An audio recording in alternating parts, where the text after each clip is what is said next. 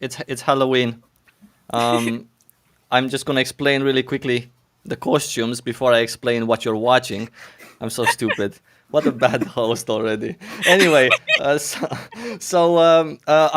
role playing. My nickname is Saivo, by the way, and I'm role playing as a zombie. You can see from these things here underneath my eyes. Then we have on my right we have the lovely Laufie, which is role playing. I forgot, as a minion. Was it? The familiar. As a familiar. Okay.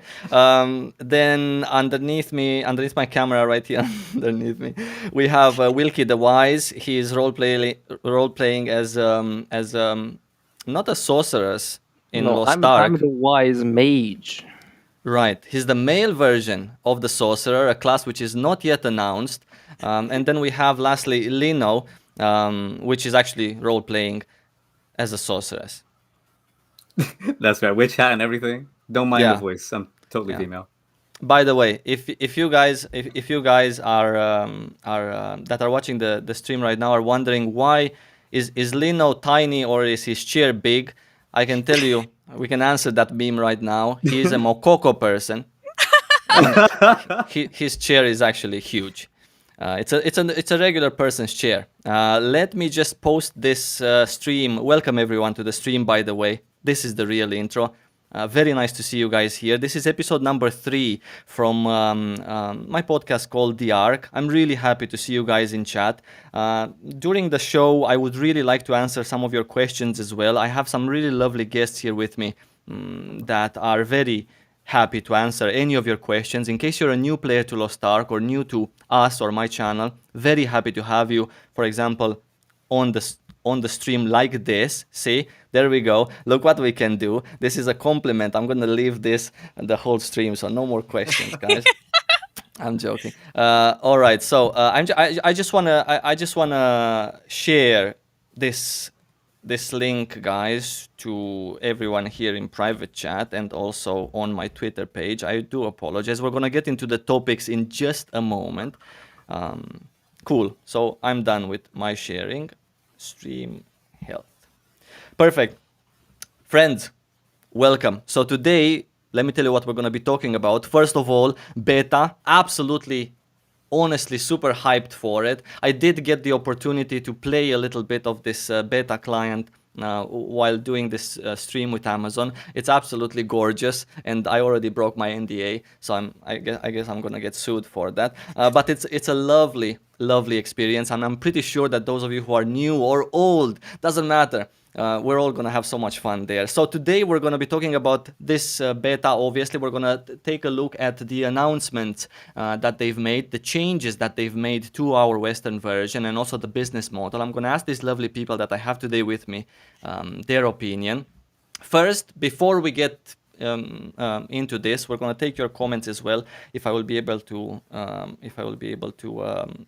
keep track of them.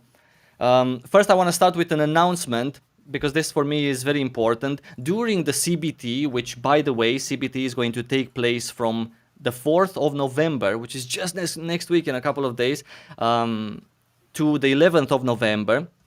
And keep in mind that I believe that they've changed the ending time.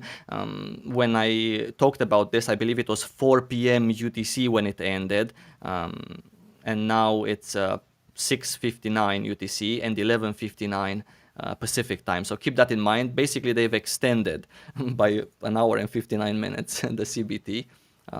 Cool. But this announcement that I wanted to make, and I wanted to ask Laufey also to maybe talk a little bit more if she knows about this. Archives Arena, this is going to be a PvP tournament, by the way, during the CBT, only available for North America, because we're going to have North American and European servers. And this is going to be available for North Americans.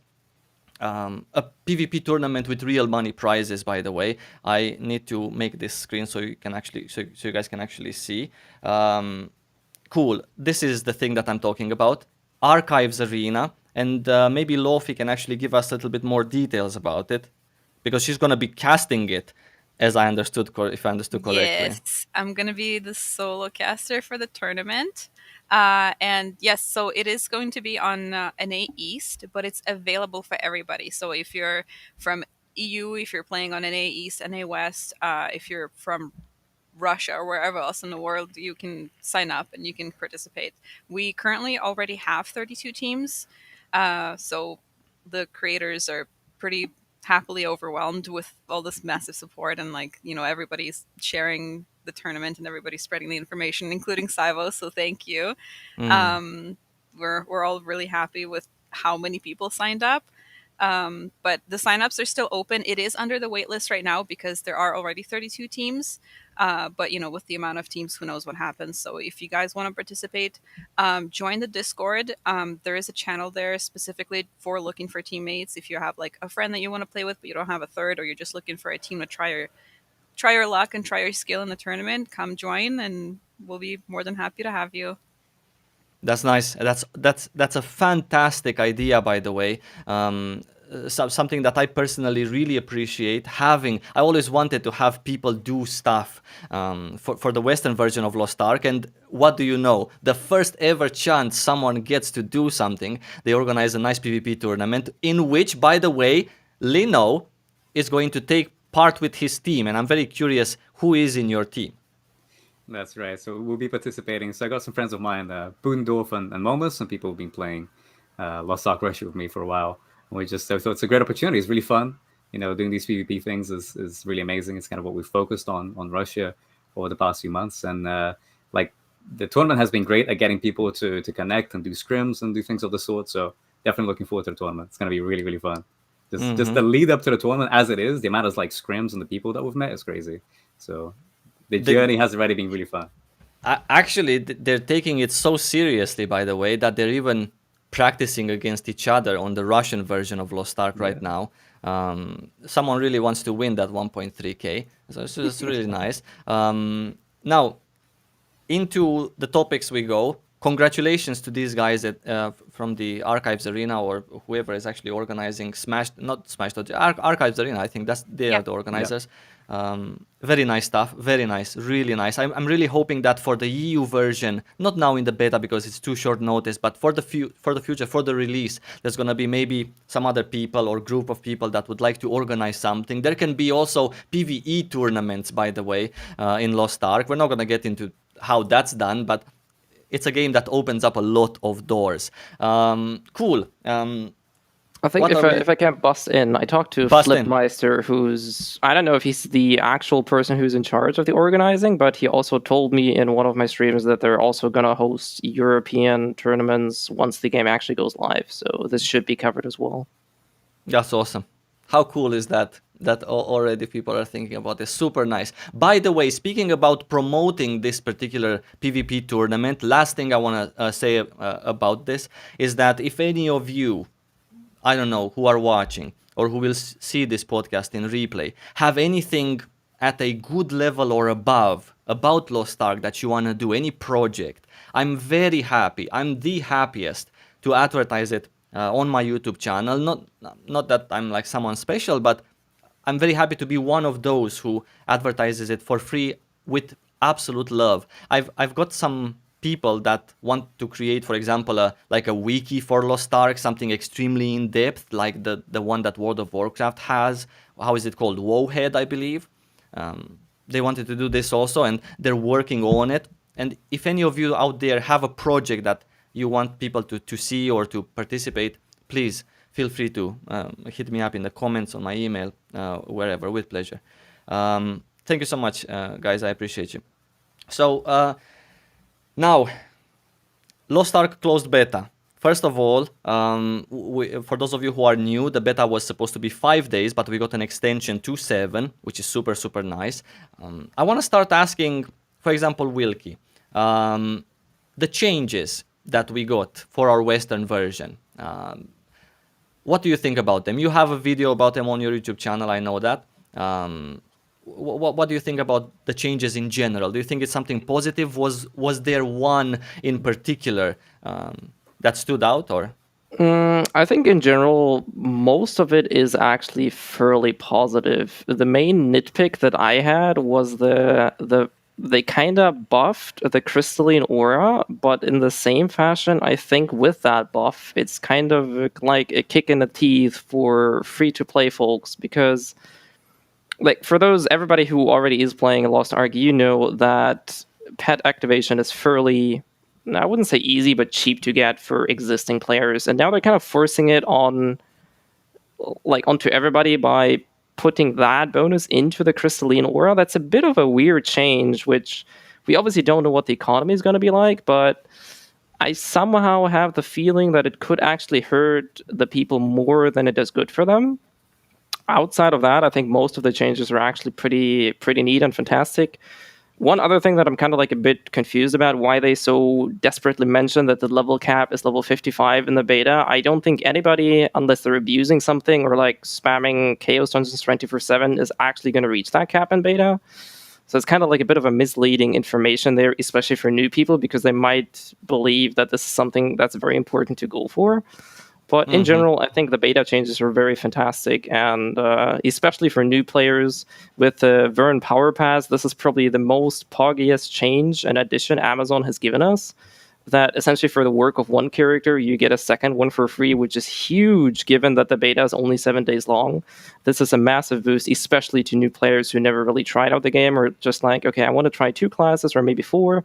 At least technically you could try and get like a beta access and make like a fresh account and level the second character there and get like a second power pass, all that stuff. So by the way, yeah. Sorry, go on. Sorry. No, that's pretty much all. So I think there are possible ways to make sure to actually try out every class you want in this beta. So that's fantastic. I also wanted to mention, and I believe maybe Lin-0 can give more details about this, that if you're a PvP player and you're only interested in PvP in Lost Ark, you actually don't need to bother yourself leveling up to 50 or with this power pass to level up another character. Level 26 is the place where you get to enter, right? That's correct, yeah. So all you have to do is get to Lutera, is the region where it's called in the English client.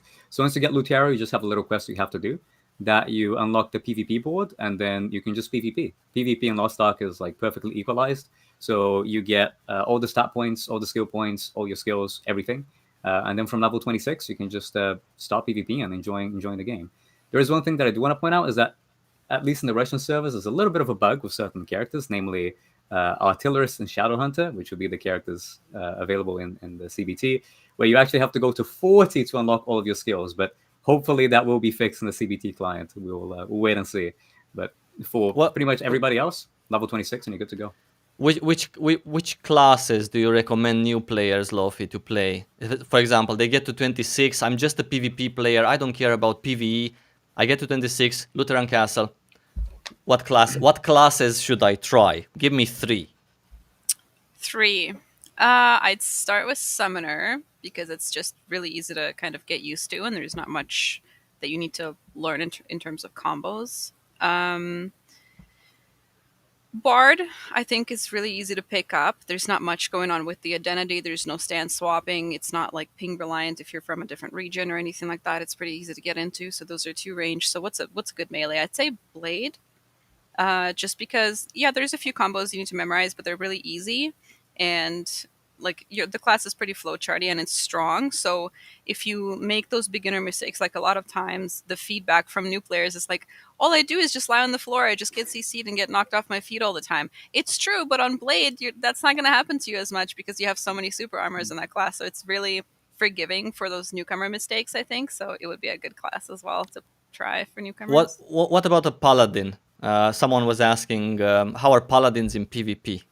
Paladins are really strong. Like Bard and Paladin are they're pretty similar in strength, which kind of starts to vary the higher you get in rating. But if you're new to the game, I think Bard is a little bit easier because you have more super armor on your abilities. So the same kind of idea with Blade, where it's a little bit more forgiving to make those mistakes. But Paladin is definitely also it's pretty up there because there's no stand swapping, there's no heavy combos or anything, but it's going to be a little bit tougher to pick up initially for a new player because it doesn't have too many super armors and it can't. I guess it trades off with shields for itself and the team, but it's going to be a little rougher at the start for a new player, I think, on a Paladin.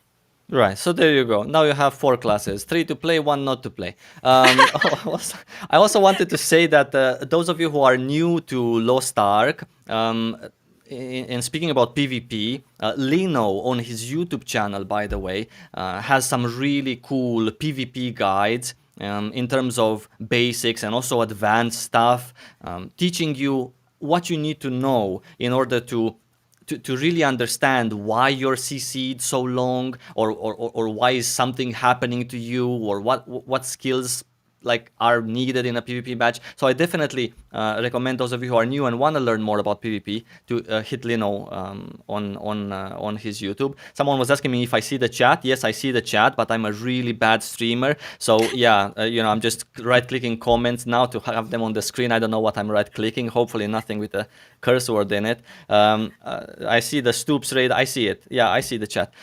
Someone was asking when are we going to know how we can play Lost Ark or the beta if you're still from a locked country, and we're gonna get to the IP the IP block situation right now. I'm going to have the video on how to play. It's actually not that hard. You just need to, take a little bit of a shortcut on Steam, pretend you're from a different country, buy a gift code if you want to purchase things. It's really not that hard. I'm going to get to it, but I need some testing. Before that, I want to ask Wilky, this IP lock thing, now they've unblocked 34 countries. Most of them are from Central and South America, and there's also Australia and New Zealand. Well, the question that I have to you, congratulations, by the way, to all of you, that myself included, that were unblocked. The question that I want to ask Wilky, the great wise wizard Wilky, I want to ask him, do you think that in the future there is any chance of any other country being unblocked? I'm talking here about all of the people from Africa, right, that cannot play, people from the Arabian countries, Qatar, etc., CEA region, the rest of it, and there were some other countries, probably many more. Do you think there's going to be another wave of whitelisting, or do you think this is it? This is a hard question for me, because I think technically they definitely have the funds and the possible means to do that and enable other countries and regions to play, but I'm not entirely sure if there's like any economical value to them actually expanding it even further. So I would say there is a chance that other regions might also get into it, but I don't really know if it's like a main priority, because the pressure is probably now off their shoulders now that they've unlocked, or like pretty much most of the voice, like the opinions that were voiced are probably from the countries that they now have enabled to play. So I think a lot of the pressure is now gone, and with that gone, and potentially not really having any like economic like gains to be seen by them, I would say there is a chance, but it's probably relatively slim. Yeah, I guess if I want to add to that slightly, I think there may be a few countries that may have the chance to be added. I know that Netherlands is one of the key countries that has not yet been added to one of the supported regions. So, hopefully maybe we can see the Netherlands being added. But I feel that when we're coming to other countries as well, they may just be different publishers. Like the Lost Ark Taiwan server was announced recently, if I recall correctly. So it may be that it won't be Amazon specifically that'll be publishing them, but another company most likely. How do you get just want to answer a question, how do you get a beta key? Yes, you purchase a founder pack, or you wait to get lucky from by applying for free on their official website, which is, by the way, this one that I'm having right here. Tester sign up right here in the top right corner. You need an Amazon account. That's how you get the beta key. Of course, they haven't sent them yet, just for you guys to know. But yeah, this is the answer to this particular question. Also, another question. I'm sorry, I do want to come back to this particular topic with IP block, because BDO did the same, where they released in the West, in Europe and North America, and then some countries were locked, like for example Estonia. But then a year after release, they actually released unblocked it for everyone that wanted to do it. Also, I wanted to come back to the IP and the server situation, because we now know that there have been countries unblocked, which is South America, Central America, Australia, New Zealand, but we don't know if they're going to have their own server. So I'm going to come back to that. We have a good question actually from the chat, which I absolutely lost right now. Sorry. What class feels better the more you play it? I remember it. What do you guys think? Devil Hunter. This one right here. There we go. Like, absolutely, Devil Hunter. This is, I wouldn't really say it's the hardest class, but due to being mechanically a bit more on the difficult side, I think people really just need to give it time to let it sink in, especially that we now have the quality of life changes on Devil Hunter. I mean, it's obviously very close to Gunslinger because the gameplay is, it's not identical, but fairly similar. But I think those classes, once they really grow into you, they're insanely fun, and it's so weird to even say frustrating to go back to a different class. Like going from Devil Hunter to like Berserker, who has like only 8 skills or 9 if you take the identity, and then like huge ass cooldowns. It feels like you're playing a waiting game, whereas under Devil Hunter and Gunslinger, you're just pressing buttons all the time. It feels like a much more active gameplay. But I think that's definitely one of the classes that you need to put the time in before it really starts growing onto you. Anyone has a different opinion, or we all agree Devil Hunter, Gunslinger? I think Devil Hunter is actually definitely one of them. Like just getting the mastery over your weapon swaps and both PvE and PvP is a really, really engaging class. But I'm going to go over a bit of a contrarian opinion. I'm going to say Scrapper, actually. I've been playing a bit of Scrapper lately. And the class is very, very simple at its core. It's a very straightforward class. But the more knowledge that you have about how to execute your skills, both in PvP and in PvE, you really start feeling that sense of progression, that sense of mastery. Whether it's in PvE, getting like, millisecond tight rotations, making sure that you're always keeping your skills off of cooldown and always casting something like a yellow build, or just in PvP and knowing the precise moment to engage and then getting those punishes right when you need it. I think Scrapper is one of those classes that I think is really, really fulfilling once you learn. Hard, but very fulfilling. Laufey? Any thoughts? I agree with Lin. I saw a lot. Like, I was just sitting here reading chat as well, and I saw a lot of people say all of them, and it's kind of a cheat answer, but it's true. Like I don't do PvE, so I'm only speaking from the PvP perspective. But I think when you're new to a game or new to a class, the more you play it, the more you see yourself and feel yourself improve. You get that really cool feeling, like when you're back in school and you understand a math question finally, and you're like, oh my god, I finally pulled off this combo. It works on every class. Of course, you see it much more because you're starting a little bit lower if you're like a Devil Hunter, so I agree with that. If you're a Lance Master, if you have to stand swap, things like that, like things that hold you back a little bit more from just like a basic class, like a Blaster, for example, it just has identity, all skills, that's it, like most of the classes. But for sure, like every class, the more you play it, you're going to get rewarded by every single class that you play because you're going to get better at it. Can I be competitive with sniper-focused Devil Hunter? Absolutely not. Another question, when do I think Lost Ark is going to release? 20th of January, maybe 18th, I don't know. We need to pick a Thursday from there. Anyone else on the panel has any guesses? I think it'll be probably February instead of January. I mean, you guys called me out on the last podcast as well. I was like, hey, a January release might be possible. And you all guys all called me out like, what? January? The lowest earning month of the year? Nah. I changed my mind now. What do you think, Laufey? I think I like February. I agree with it. And it's also my birthday, so it'd be like a birthday present. Wilky? Well, obviously, I hope it's going to be as soon as possible to January would be the best thing, but I'm also thinking that it's probably going to be somewhere around February, like probably literally dead center mid-February, like 14, 15, just like after Valentine's or something, maybe even 2 Valentines, who knows. But I definitely think that's a realistic date. I really hope they're not going to push it into March or hell, even further. I see. Okay, very pessimistic here. From this wise wizard's side. Cool. Steam says March 31st. Yes, of course, that's a placeholder date, so don't mind that.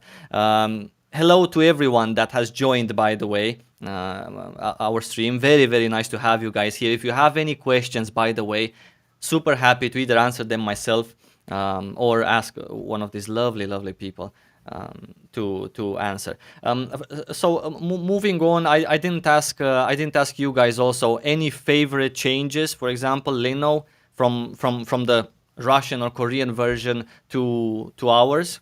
Actually, wait.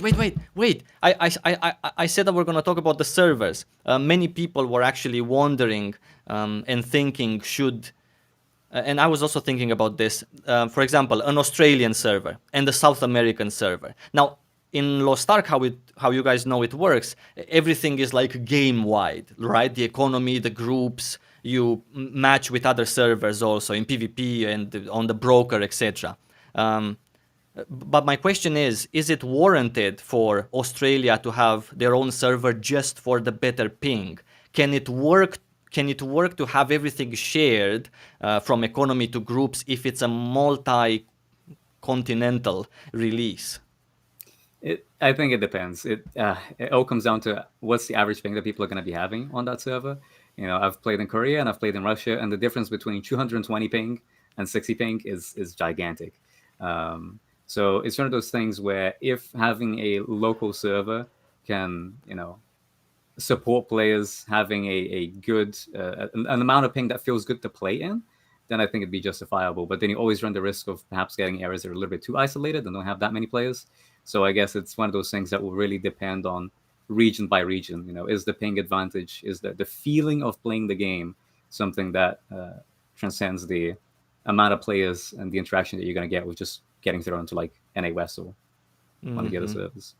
Yeah. All right. Also, there's a question that I think is important. How many players from Australia are there going to be playing in New Zealand? Are they enough to compose like a, I don't know. I don't even know why you need players on your own server, really. I guess it's just for looks or maybe to be carried in some raid with like pre-made groups. But I really don't see.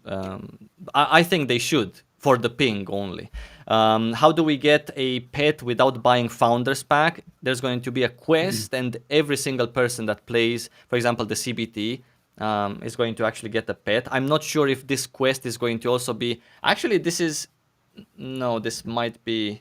Yeah, this might be just for the beta. I don't think they're going to give a pet for free in release, because otherwise, somehow they would shoot themselves in the foot with the Founders Pack, because the pet is one of the things there. Shouldn't there be the quest line? Yeah, I think there's a quest line for a blue pet. Yeah, if you complete the tutorial, I believe, so long as you complete the quest in the tutorial, you should receive a pet for free. I think the Founders Pack pet is more for like aesthetic reasons. You're right, and the pet is a rabbit. I know, right? I get you. I remember. Yeah. Right. Okay, cool. Someone saying,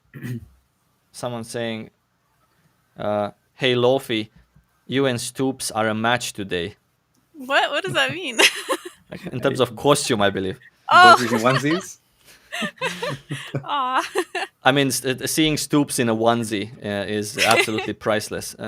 Maybe I should just get him over here in this one, just to make him full screen for a moment. Cool.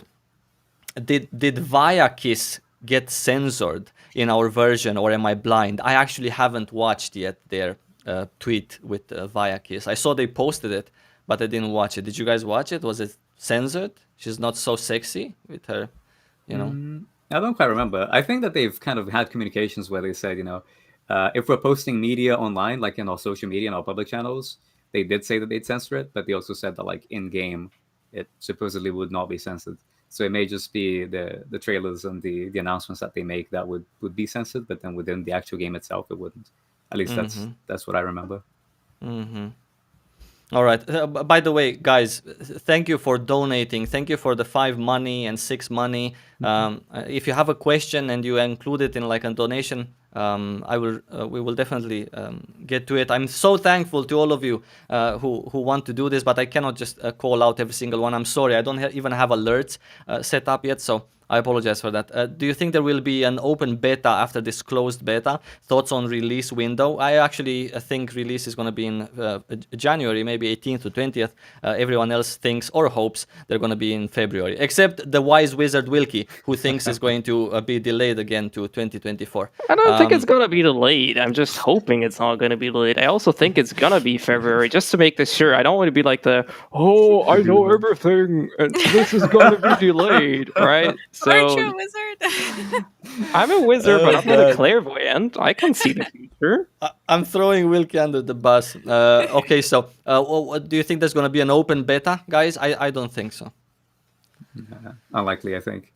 I think they even kind of more or less already hinted that, going to have the closed beta, and then they're going to like go hard on marketing, and then it's going to be released. If they're planning on releasing on, first quarter of 2022, would they even have time for an open beta? I guess maybe if they do something, they'd have to really squeeze it in. Considering that the hype that they're trying to build for this closed beta, doing that again for an open beta, I think they just build hype for release instead. And Laufey, open beta? What? I don't think so. A lot of games, I think, especially like Korean ports, nowadays stay in open beta forever. They call it release, basically. It's like the same thing. So I think there's not enough time, hopefully. So no delay. Right. Another question that we have here: do we need to do anything but buy the game on Steam to play the beta? No, that's everything you need to do. We had another one from Rautate, which is one of my members. I feel you right here at the corazon, my boy. Do you think they will change the chat system, or will be 4 languages in chat: Spanish, French, English, Greek? Of course, I think there's going to be a lot of languages in chat, and I'm really happy for that. Myself personally, when I was playing Aeon, 80% of the chat on an English-speaking server was Greek, but I loved it. So actually, I hated it at that time. Why am I lying? Yeah. Also, thank you for the money, my boy. As a new player, I have only heard the open seas about the open seas in LA. What activities can we enjoy there? On the sea. What activities can they enjoy on the sea, Wilky? Well, obviously sailing is like the main part of the sea, isn't it? No, jokes aside, like you have a couple mini games, but I wouldn't really call it enjoying, because once you've done it for like the 20th time, it gets a bit, well, I wouldn't say it's repetitive, because those events are like really quick, so it's not really that tedious. I think they made a good choice by, they're having you attend it because the rewards are relatively important, especially for PvE players, but it's not as terrible as you would like rip your hair out just by doing the 10-minute marine events. Obviously, there's shooting, I'm forgetting the word, squids. There's hunting whales. You can just do a race against other people. And you can also look for treasure. So there's a variety of different activities. Don't be fooled, though. Those activities literally just have you press a button, either by moving around or just staying in a position and, just spamming your keys. So it's not really like a super active part of the game, but it's definitely fun every now and then. Another nice question, maybe you can answer this, Laufey. Is a 21:9 monitor better? I actually don't know, because I play on a regular one, and so maybe Wilky can answer that, because I play on a regular one and I have the 2 black bars. I'll let Lin answer, because I think he also has a 21:9 monitor, but especially, I'm just going to shoot it that way. I mean, Laufey, you're probably playing in the squash 21:9 resolution, right? Yeah. So yeah, that kind of gives the answer away. But okay, so the question here is a 21:9 monitor, not the resolution, because we all know the resolution gives you advantages. We also Lin-0's YouTube guide on it. We also saw Lin-0 asking his friends to run alongside him in the arena for 20 minutes so he can show us how much agility matters. But you take it, Lin-0, then. What do you think? Yeah, now I'm a little bit biased because I had a 21:9 monitor since before Lost Ark. Since I started playing Lost Ark, I love ultra wides. I wish every game would have ultra wide support. So to me, the answer is a 21:9 monitor is better, not just for Lost Ark, but for life in general. Once you get a 21:9, you will become enlightened and you'll learn greater pleasures in life that you never knew before. But in reality, if it comes to like field of view, the game lets you force 21:9. So within the game, you can still have the full view without using a 21:9 monitor. The game gives you the option to let you do that. It's nicer in the sense that you have a much bigger monitor. Like Wilky was saying, you do get squashed black bars if you don't like having black bars, because you just force a 21:9 on a monitor that doesn't really support that resolution. It may not look as good. On the other hand, and if you have like a big ultra wide, you do have a lot more screen to look at. So you are kind of taking your head from the right to the left, depending on how wide your monitor is. So I think 21:9, I'd say like, yes, it's great. Do get it. Once you have it, you never watch a movie or play a game the same way ever before. But I wouldn't say it's necessary, and you can make do with either monitor, and it's just fine.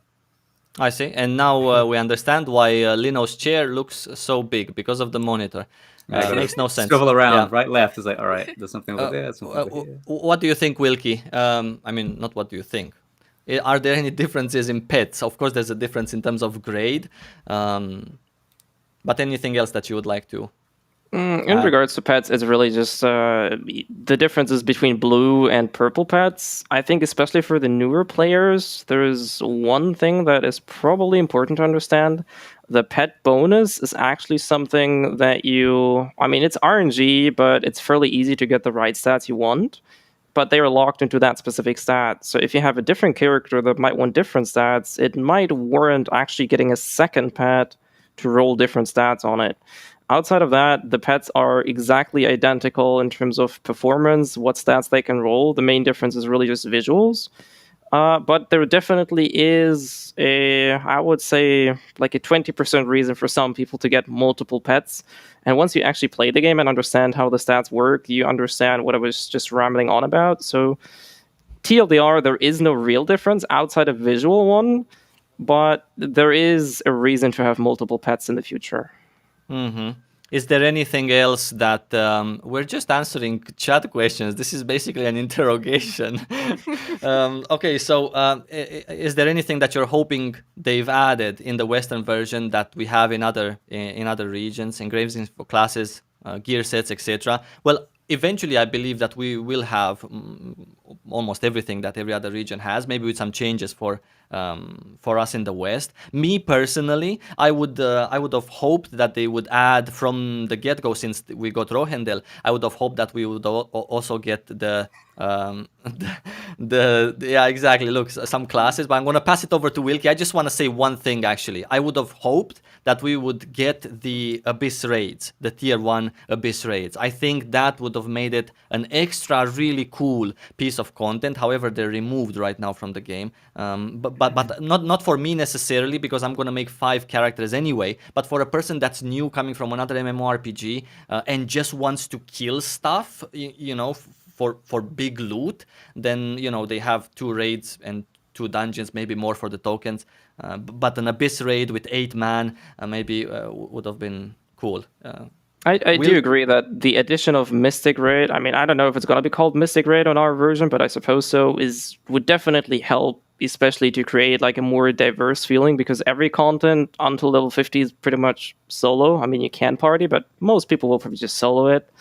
And then you have Chaos Dungeons, which, again, most people will solo. And then you have Garden Raids and Void Dungeons or Abyss Dungeons, which are 4-man raids. So an 8-man raid would definitely be a nice mix-up and kind of like introduce them into what some of the late game or like T2 and Tier 3 content is going to look like. Mm-hmm. But I don't really know if they are ready with the reworks or what they're actually trying to do. Like, I don't know if they're actually like reworking the mechanics, or if they're just trying to figure out, like, we can't have them generate gold from it. So what kind of reward are we going to give people for killing Mystic to make it like viable and actually interesting enough to clear, and not just so annoying that people won't ever do it because it's useless? Mm-hmm. Maybe I'm just hoping for that. I would have hoped for that, just because I know that other people, for example, who create content and who can bring a buzz around the game, something positive. Not that they have much negative to say about Lost Ark in the first place, even though there is some. But I would have hoped that they wouldn't get bored, right? Like, let's say at end game, they would have something to stream for like 6 hours, something that's exciting, because you can stream for 6 hours and do content. There's so much to do in Lost Ark, but not the killing the boss kind of thing. A question for Laufey and Lin-0 here we have. I'm sorry. So nice of you, by the way, in that are watching. Thank you so much for watching, by the way, and so nice of you to ask questions. I'm so happy to answer. I would do these kinds of podcasts. I think it's so important. Do you guys think it would be possible for us to eventually see group-rated queues in PvP instead of just solo? I want you to hopefully answer this question, but also say your opinion. If, or not if, why do you think that group queue for ranked is bad or would be good? I personally think that I don't really like the idea. I'm still kind of torn on it, because like there's only so much coordination you can have in solo queue. But I also feel like seeing other games that have had team queue separate to solo queue, if you have shared rating, people are just going to stack really strong comps, and it's just going to amplify the meta. So if there's a class that's broken, you don't have to fight it as often in solo queue, whereas in pre-mades, people are going to stack Bard, Destroyer, Warlord, Bard, Destroyer, Blade, things like that, Bard, Destroyer, Gunslinger. So I feel like it'll make things a little bit more boring. It'll separate the community as well, because right now you can just get on and queue in solo queue and not worry about having to find teammates, whereas it's kind of like it might create a problem like WoW has, where you always have to, like, people have been asking for solo queue in WoW for so long because they don't want to find people, they don't want to have to like communicate. Sometimes you just want to log on, you just want to press queue and go. So if and it's kind of like a dilemma, because if you keep the rating the same, then people won't be able to just chill push in solo queue and then go to team queue, because team queue obviously is going to be more coordinated and more better, so higher rated people are going to have team queue like priority. And then if you separate the two ratings, it kind of makes both of them less populated, if that makes sense. So I'm kind of hoping they don't bring it and keep it the way it is, personally. Yeah, to me, it's the opposite. I really want Team Q. I play Battle Right, which is another kind of like top-down 3v3 PvP game, and they had Team Q and they had Solo Q, and I think if the game gets big to the point where we are going to have a healthy PvP community, I think that splitting Solo Q and Team Q wouldn't be that harmful. And if the game is at a point where that kind of a split would kill the PvP player base, then I think that in itself is already concerning. So having the ability to see people playing at their best, at the highest level of coordination, especially as we're seeing like tournaments come across and we're seeing these scrims and we're seeing these people play together, I think having the opportunity to play as a team and having the option to queue for that if you want to, or you just queue solo queue if you want to, and give people the freedom to do that, I think would be great. Whether or not we see it, I'm not sure. I don't feel that they're going to make any big revamps to the queue system anytime soon. There is meant to be a PvP tournament that's going to be happening in Korea. The Royal Roaders series, which is like the official Lost Ark tournament, and there's supposed to be one happening at the end of this year. So we may see quite a few PvP changes and updates come off the back of that tournament. As much as I pray that team-rated queues will be a thing, and I really want us to push for that, I'm not sure that's going to be their priority. So let's. Well, what do you think about something in between, like for example, a 2-man? I don't think that'd work out unless they do like an actual 2-man, like a 2v2 PvP mode. Because if you have like one solo queue player and then you have 2 people queuing as a group, you cause quite a lot of disparity there. You can just kind of focus the solo player and farm them if you know who it is, right? I don't think it's a good idea to either you go all the way, like either you have like rated queue and solo queue, or you just like keep it as it is. I should just introduce. Sorry. Go ahead. No, go ahead. I just want to like build on what Lin said, because your example was Batarite, and I love that because I think Batarite has one of the best rating systems ever, because you have solo queue just for yourself, and it shows as solo queue rating. And then when you make a team, so let's say me, Wilky, and Lin made a team and pushed a bunch of rating, we would have rating just for that team. Yeah. So if I swapped out Lin for Cybo, we'd have a different rating just for us together in that team. And probably really bronze. I really love that system, so I like that you brought up Batarite in that example. I was exactly going to say, because I also played Bloodline Champions, which probably is a name for Lin-0 as well. I think that is probably the best way to handle the split, if you will, between solo and group queue, because whether you prefer like having a team of crewmates going against each other or a bunch of randoms, if you will, I think the result at the end is still the same, but making it so that you actually have like a team-based rating would actually be, in my opinion, the best solution they could go for, regardless of how many players are actually going to PvP. Because in Russia, the queues are dead anyway. Whether you split them or not doesn't make a difference, because there's like 20 people lumping around PvP. But I think that would actually be the best approach for them to create like a solo queue, or like leave it as is and introduce like an actual team-based rating and go with it that way, or just introduce a real ranked 1v1 maybe. This team rating, this like a different kind of ranked season. This would be so nice. Actually, this is a fantastic idea. I really like you guys. Someone is asking Do you guys think that the EU NA community can show Smilegate the PvP is worth by focusing and make some tournaments? So I don't think it's Smilegate who will do. I think it's Amazon Games who could potentially organize PvP tournaments for us in the West here, like official ones, like LAN things. Not now with COVID, probably they're not going to do it, but just saying later in the future. Saivo, the train from the Founders Pack isn't Thomas the Tank Engine. Question for Wilky the Wise One. Why the train isn't Tom? I think that's just a. If I were to dive into my deep knowledge about it, I would say it's probably just for legal issues. They may have literally, and this is a pun intended, wanted to ride on the joke, but I think there might be legal issues in the way for them to do it. Yeah, Thomas the Tank Engine is just too powerful. If they included it in the game, it'd be game breaking, and then it'd be pay to win. I'm sorry, they couldn't do that to the players. What do you guys think about the changes to the business model? I know this is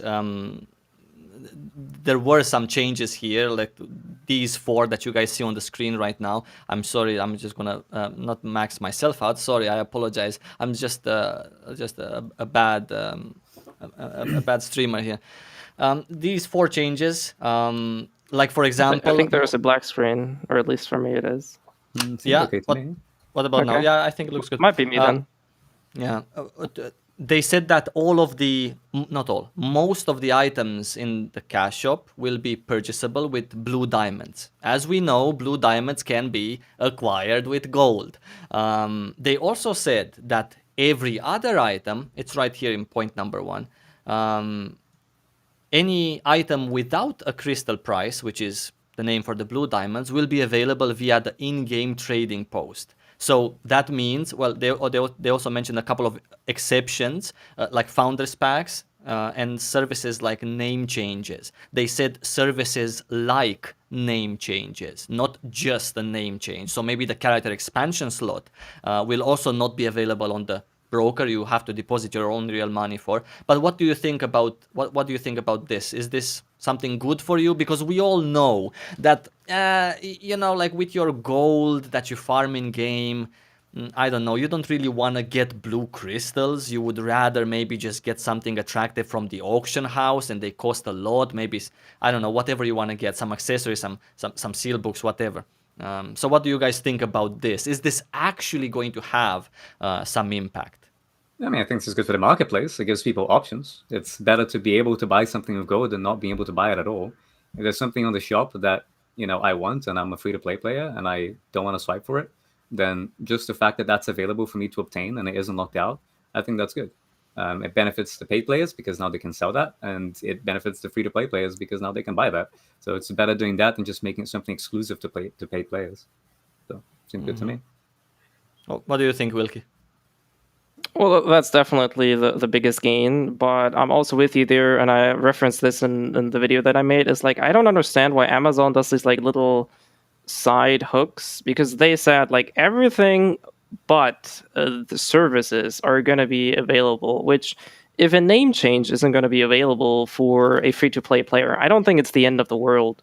But what if they would say like maybe character slots are going to be a service? Maybe character transfers to different servers are a service, or whatever else their definition for servers is going to be, right? They're kind of like creating that little backdoor that they could sneak out of if they feel like the cash shop may or may not have the impact they want to, which is a little bit sad in my opinion, because they could just like really be open about it. Look, everything you're going to get except for character transfers, character slots, and like maybe name changes, everything else is going to be purchasable. Why not do it that way? That's a bit weird to me. Okay.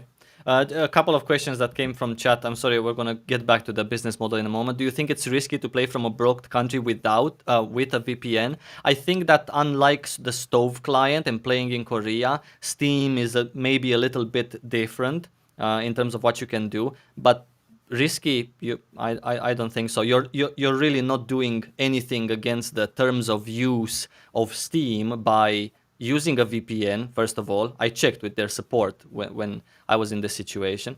And also, second of all, you don't do anything against the terms of service if you purchase yourself a gift card, right?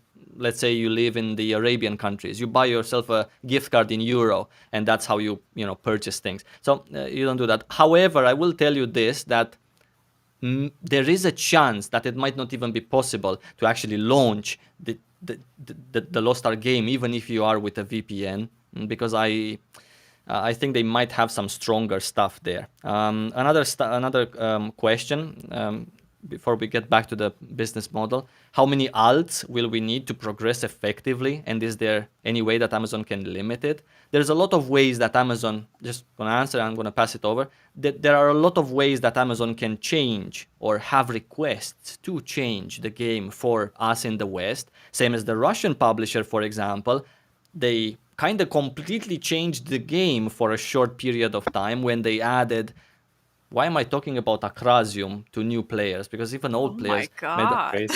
I know, but this is my example, that when the Russian publisher added Acrasium for the weekly raid to upgrade it, that was a change that wasn't in Korea. It was just for Russia. It was horrible, and it just completely changed. Amazon can also do this. I don't think they will. I think they have good intentions. And how many alts will we need to progress effectively? I mean, should I give you the nice answer? Oh, you can play one character. Don't worry, buddy. You're gonna be fine. Or shall I actually tell you that, you would need some. Wilky, what do you think? Well, I think since the other two guests are like literally only PvP, and I'm sorry for this because I also PvP, so I'm not trying to step on you. I mean, obviously you guys are more experienced, and girls are more experienced in PvP than I am, but on the PvE side of things, I think the short answer is, or the generous answer is, a main and I would say 2 alt characters that are at least somewhat decently taken care of are actually enough to progress in this game. You're obviously not going to be top end of the line, but I don't think anybody who spends like maybe 1 hour in the game expects that. You can clear everything in the game and you'll be at a reasonable pace where you don't feel like you're left behind. Obviously, the more the merrier. If you have like 10 or 15 hours to spend every day in this game, by all means, play 10 characters or more. But for myself, I can always give you like that example. I have 1 main and realistically speaking, 3 alts that I actively play. So my daily routines are something along the lines of 30 minutes up to maybe 90 minutes, depending on how much effort I want to spend in the game. And I would say I'm fairly advanced. I did clear everything but the latest raid, and I could technically clear it in terms of item level. I'm just too lazy to learn the mechanics. So it's definitely doable, even if you don't know life the game. If you have 1 character and 2 alts to take care of your business, you're fine. And you can always expand on it if you feel like it. And I think most people who actually enjoy the game will just by nature of it start playing more and more characters, because they get to a point where their daily routines are so efficient where they're like, maybe I want to try this character. Oh, there's a new class coming. And this is exactly what happened to me. When I started playing Lost Ark, I played 1 character. And then I had a second character because mail.ru gave us the Akrasa expression where you get a free one to 870. And this is how I got started with my second character. So for like 3 months into the game, I literally only played a main and no alts whatsoever. I was like, F alts. I don't want to play alts. I just want to play 1 main. And here I am having like 9 characters on my account, which 4 of them are actively played. And I'm doing totally fine. So if you can stave off 2 characters alongside your main, you're perfectly fine. What about you, Laufey? Do you only play Bard? And are you always going to be at level 26 for our Western release? No, I actually, for Western release, it's going to probably be the first time that I try to do PvE as much as I can. I mean, I'm pretty realistic with my expectations because I know that PvE is really time consuming because you need those alts. And with Arena being my priority and taking up most of my time and having a full-time job, I think I'll fall behind eventually, but I'm prepared for that. I think Bard main for sure. I do play Blade a lot on the side when the Qs are out to get me and I need to do some more damage, but it's mostly just going to be Bard, and my alts in PvE are probably going to be other Bards, so... That's absolutely no problem. By the way, I just wanted to say, if you guys want to make like, if you guys just like 1 class, you can just make 2 characters or 3 of that particular class. However, I do strongly advise you, and I want to just complement what Wilky was saying, I also come from completely different types of MMORPGs. And in Lost Ark, I had the same mentality. I just want to pick a main and just play that main. Absolutely. Didn't care about having alts, because alts was not a thing from games where I come from. However, I started to create alts just because I wanted the experience of other classes. It's such a lovely thing to be able to experience you coming from a tank role in other MMORPG. You come here and you experience some sort of a support, or like a Hawkeye, right, a sharpshooter. Super nice experience, and that's why I started having alts myself. Not because I needed more gold. I mean, I don't know. You could just deposit 50 euros a month, half my salary, and I could just get that gold like that. What about you, Lin-0? Any mains, any alts, any PvE that you're gonna be interested in? Yeah, I'm actually really hyped for Lost Ark PvE. I got into Lost Ark first for the PvE. I kind of started to try out the PvP at a later date, but I actually really like the PvE of this game. I stopped because of the Season 2 patch that came with Russia. It was not particularly good. So I kind of got a little bit fed up and left and just focused on PvP after that. But with E-Release, I'm definitely going to be focusing a lot on PvE. Maybe a little bit like what Laufie's saying, PvP is my priority, is what I'm going to be focusing mostly on. But it's the PvE in this game is great. It's a blast to play. So I'm definitely gonna try and play that. I wanted to main Sorceress, but of course she's not going to be there. If no Sorceress, that means I wanted to main Arcana, but she's also not going to be there. So I guess I'll have to pick another class, and I'm kind of torn between Scrapper and Shadowhunter. I'll see which one I like the most. But hey, since this is an old-friendly game, I can just play both, and then I have no problems. Someone was asking when are other classes coming about, classes that also Lin-0 was just mentioning, like for example the Arcana. I believe it's not going to be long before other classes will make their appearance. I'm not sure when we're going to get the next batch of actual content. I guess it depends how fast people finish it, and maybe some of them, the majority, would get maybe a little bit into a routine, maybe something boring, then maybe they will act. But in terms of classes, I really do believe that they just wanted to highlight the gender unlock that's happening. That's why the Gunslinger, that's why the Striker. But Arcana, Destroyer, these classes, I really don't think it's like the balance that made them not bring them over. Then they wouldn't have brought Gunlancer in the state that it was last patch. So yeah, I think they're coming soon. I'm not sure when, but I don't think we're going to have to wait more than, 2-3 months after release for like another hype patch, like 2 new classes or 1 new class. The Arcana is coming, super interesting. Nice. One other thing I wanted to talk about here with you guys is what's something that Wilky was talking about previously, and I wanted to ask Lin-0's opinion also on this one. The pet feature, just the convenience bit, that's going to be basically active on the pet if you have a premium membership. This was a change to the premium membership that they initially thought of, a change midway, probably because of the feedback that the premium membership was not that attractive. Now it's there. It's important. What do you think about this change? Should it have stayed on the pet with a monthly 120 crystals? Or should it be on the premium membership, which is going to cost more crystals if you just buy it with gold, but then again you get many other perks, or you can buy it with real money? It's complicated. I think it's half-half. I agree with Wilky's point. Even when I was kind of playing the game and doing PvE stuff back in the day, the Beatrice's Blessing, like the main subscription model of the game, was never too particularly attractive to me because it was kind of whatever. It's honestly not all that great. The pet things, though, it was really cheap. You can just, buy the blue crystals, and there you go. You got pretty much everything you need. So in a way, it makes things more expensive, which is necessarily a good change. But I do see that they're trying to go for like, okay, we're going to make a subscription pack that is, actually worth purchasing. And we're going to go with that. And they are making the whole thing, available for blue crystals, which I guess is nice.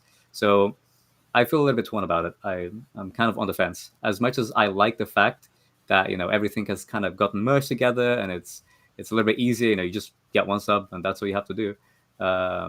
At the same time, I'm thinking it may be a little bit more expensive for people who wouldn't normally have cared about the subscription benefits and would just have wanted the pet bonuses. So I'm not sure. It's half-half.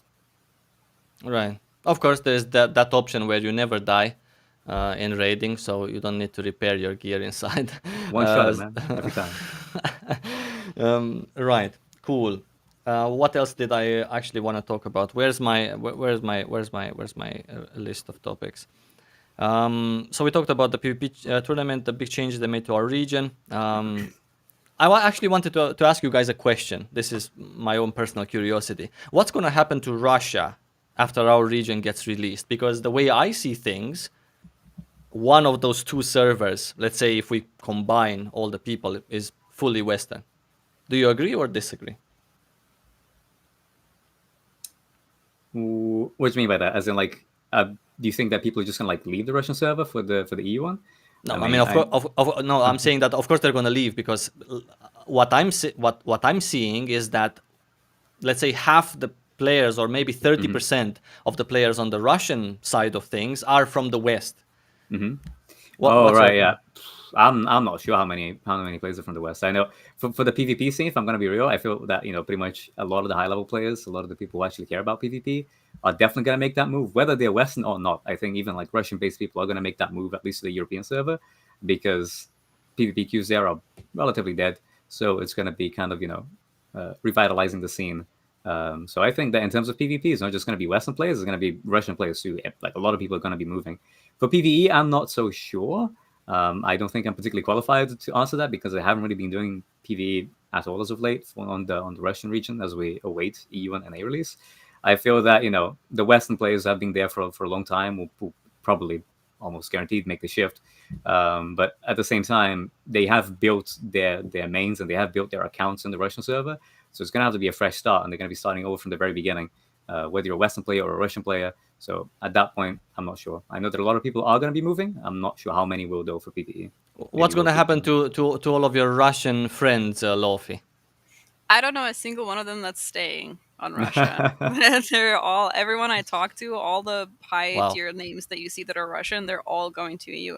There are some people they've quit since like preseason season 1, like one of those like a lot of those like OG players that were really good, and they're coming back for EU specifically because they're just like, we don't want to deal with Mail.ru because they don't focus on PvP. They did one official tournament. The game's been out for 2 years. It's celebrating its 2-year anniversary right now. They've done one official tournament, which was a little scuffed. So like, they're just like, we're just going to go with Amazon and hope that they're a little lenient with looking the other way while we play on their EU servers.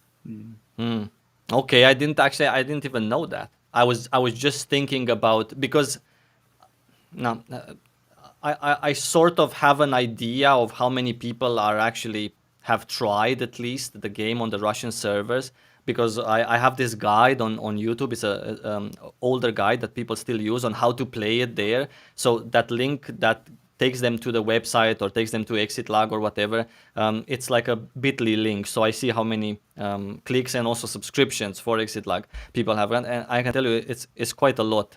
And there's a lot of people who are actually playing on the Russian version of Lost Ark. And I was just a little bit worried for them, because it's such a great game. But I guess Russia is still just a country. Yeah, it's large, but I didn't know that so many people from Russia are coming over to play to the West. I think it's no surprise, though. It's like Laufey said, mail.ru. I mean, in the, like, let's say last 6 to 9 months, they actually changed the landscape to be fairly good in terms of like community events and stuff like that. Before that, it was a bit of like a questionable thing. And in terms of PvP, I think actually more Russian PvP players are happy to switch than the actual PvE folks, because to be fair, PvE on Russia works just fine for most people. And I, for myself, like, this is a question that I get pretty much every stream. It's like, why are you switching to Europe? It's like, why not? You invested into your character. Yes, I did, but I had fun playing it and I learned a lot about the game. But I want to play the real thing with, hopefully, there's an English patch that you need to run. There's a VPN that you need to have running. There's all sorts of, I wouldn't say big troubles that you have to go through, but it's always not like the fully, like the full hands-on version that you want to play. And I also talked to like a couple high-tier PvPers that also like shared the same sentiment that Laufey said, that they will switch to Europe, even if it's just for the PvP. They don't necessarily care about PvE that much, but they just want to have a higher quality PvP scene with potential even like support in terms of like tournaments, maybe like proper leaderboards, like stuff like that. Because I touched on this earlier, Russia is just really like scuffed in terms of player base. There are so few players, and if you queue, even if you queue at like popular times, like super high frequent PvP times, you probably meet in 5 games, you probably have 3 games where you meet at least 1 or 2 of the players you already fought before. And that's not necessarily because they're like high in rank, because I'm currently lumping around in gold, so I'm like really, I would say about in like the average MMR. But since there's so few people, you start getting bronzies. Sometimes you're like 900 MMR people, and then on the higher scope, you have like master, grandmaster people, because there's just not enough people that play PvP, so the matchmaking can't handle it and just starts lumping all those people together so you can get the 6 people to play. So I think they're definitely going to move to Europe, and in the hopes to have a proper PvP scene with also hopefully proper backing up by the publisher. Yeah, so someone was asking, is PvP not good in Lost Ark? So here we're not talking about, in case you've just like popped into our PvP discussion, we're not talking about if it's good or not. It's fantastic, by the way. Nicely equalized. Over the years has been redone to a point where it's so super cool. It's interesting, it's exciting also, and it's something that you need to first learn before you before you can start getting up from the floor, basically. So it's really nice. But we were talking here about the Russian servers, and that very many players there, especially PvP players, are going to be moving over to the West. Someone is saying that Laufey, you need lane pajamas. There you go. Right, cool. So where else are we standing? Beta. What are you guys going to do in beta? I didn't even ask you. What are you gonna do? Is anyone gonna get to 50 in beta? Maybe me. Yeah, I see Lovey putting her hand up as well.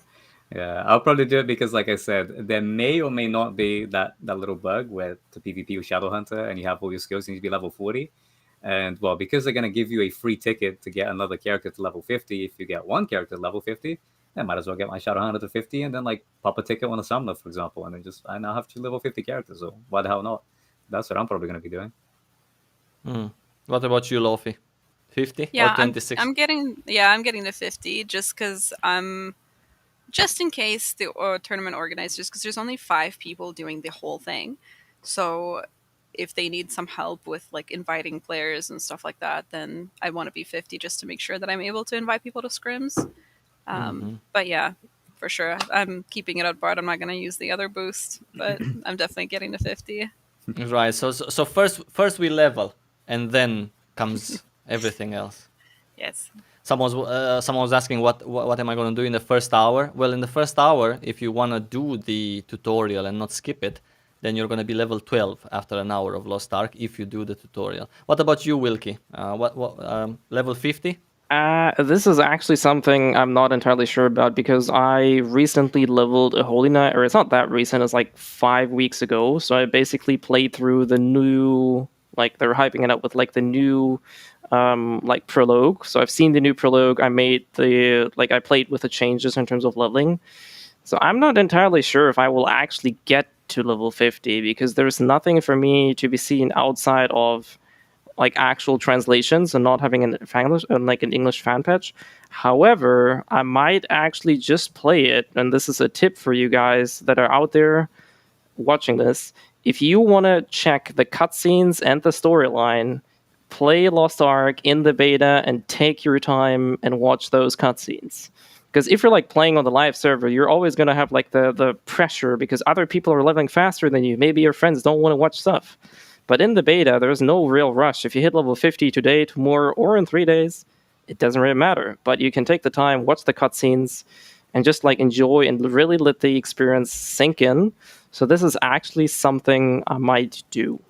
It's not. I'm not fully decided yet, but I think it's like a 50-50 if I will actually get a character to level 50 or like stop halfway through because like, there's 10 hours of storyline ahead of me, and I have to redo that again and again and again at launch. I don't really know if I want to do that. And then when launch comes around, it's going to be the same thing as it was in Korea in November in 2018 or December when I started, at the end of November 27th. Everyone was watching cutscenes, and I was the only one pressing escape to skip. And I went through the cutscenes 11 times with 11 characters because everyone was watching them. Rautate, someone was asking, like, what's the difference between Lost Ark and other MMORPGs? I want to take a little bit from his question and ask you guys, for example, Laufey, why PvP in Lost Ark? Why not PvP in some other MMORPG? Well, it's typically what I do in MMORPGs, and my previous two were Blade and Soul and Terra that I was really serious in. Well, not like super serious, but enjoyed a lot. And those, like both those games, had problems with equalization and gear.